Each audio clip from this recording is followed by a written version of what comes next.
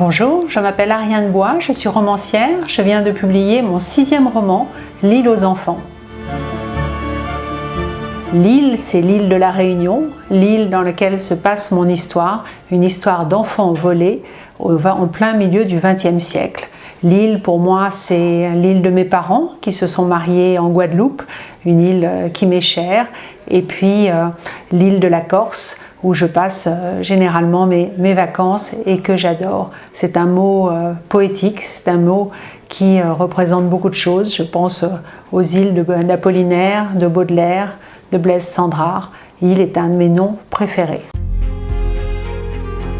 Parce que ce sont des enfants qui ont été pris sur l'île de la Réunion. Ils avaient entre 3 ans et 17 ans. Ils ne savaient pas forcément où ils allaient et leur quotidien a été complètement chamboulé, ainsi que leur destin. Les enfants sont quelque chose qui me touche particulièrement. J'ai écrit une trilogie sur les enfants juifs cachés pendant la guerre et j'ai raconté ces destins d'enfants brisés qui attendaient des parents qui ne reviendraient peut-être pas des camps. La thématique des enfants me parle particulièrement et il y a toujours un fil rouge dans mes livres où on évoque ce sujet. Mais le prochain roman sera sans enfants, c'est un spécial adulte.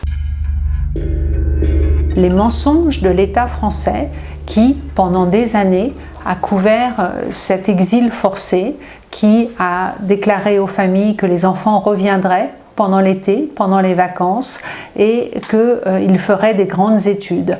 Des mensonges qui ont été couverts à La Réunion et en métropole, des mensonges que l'on commence à dévoiler, à découvrir, et une vérité qui finalement émerge peu à peu.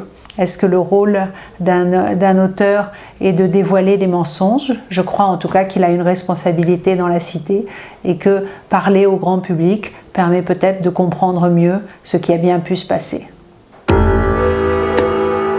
La génération des enfants volés de la Creuse est une génération qui a été blessée.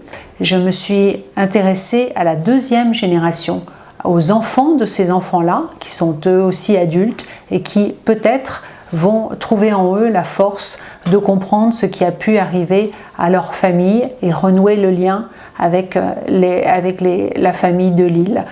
La génération, c'est très important, c'est ce qui permet de donner un ressort psychologique à une histoire qui n'était autrement qu'un scandale administratif.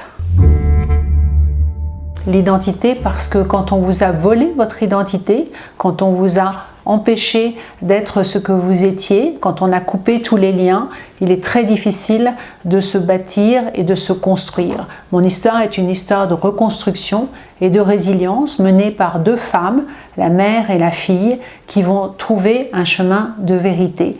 J'aime cette idée d'un roman à 2 voix, d'un roman romanesque où les femmes chemineraient toutes les 2 vers ce qui semble être ce qui s'est passé et qui permettent de comprendre un espèce de scandale d'État qui a eu lieu entre 1963 et 1984.